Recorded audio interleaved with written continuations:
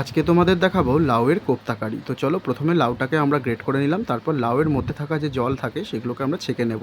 এইভাবে ছেঁকে নেওয়ার পর জলটাকে আমরা ফেলে দেবো। এই যে লাউটা হয়ে গেছে, এবার এর মধ্যে আমরা দিয়ে দিচ্ছি কুচানো পেঁয়াজ, দিয়ে দেবো কিছু মশলা, হলুদ গুঁড়ো, জিরে গুঁড়ো, ধনে গুঁড়ো, আর দেবো পরিমাণ মতো কাঁচা লঙ্কা। যে যেমন ঝাল খাবে সেরকম একটু গুঁড়ো লঙ্কাও মিশিয়ে নিতে পারো। তারপর এর মধ্যে অল্প অল্প করে বেসন দিয়ে এটাকে হাত দিয়ে মেখে নিতে হবে। মাখাটা কিন্তু খুব শুকনো হবে, তাই তোমরা অল্প অল্প করে বেসন দেবে আর মাখবে। এই যে দেখো আমাদের মাখা হয়ে গেছে। এবার আমরা কড়াতে দিয়ে দিলাম তেল। এই যে আমরা কোপ্তার আকারে গড়ে নিয়েছি। এবার তেল গরম হয়ে গেলে আমরা এক এক করে কোপ্তাগুলোকে ভেজে নেবো। তেলের মধ্যে কোপ্তাগুলোকে ছেড়ে দেওয়ার পর এপিট ওপিট করে যখন লাল হয়ে যাবে তখন আমরা এক এক করে কোপ্তাগুলোকে তুলে রাখবো। এবার আমরা তেল একটু বেশি হয়ে গেছে আমার, তাই তেলটা আমি একটু কমিয়ে নিলাম। তারপর আমরা ওই গরম তেলের মধ্যেই দিয়ে দিলাম কয়েকটা তেজপাতা আর গোটা গরম মশলা, আর দিলাম কিছুটা পরিমাণে সাদা জিরে। এইগুলোকে ফোড়ন দেওয়ার পরে আমরা এর মধ্যে দিয়ে দিচ্ছি টমেটো আর পেঁয়াজ বাটা।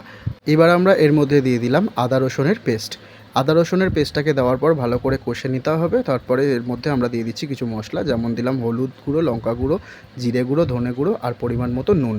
কিছুটা পরিমাণে চিনিও এর মধ্যে আমরা দিয়ে দিলাম। তারপর জল দিয়ে অল্প অল্প করে জল দেবো আর অল্প অল্প করে এইভাবে কষতে থাকবো।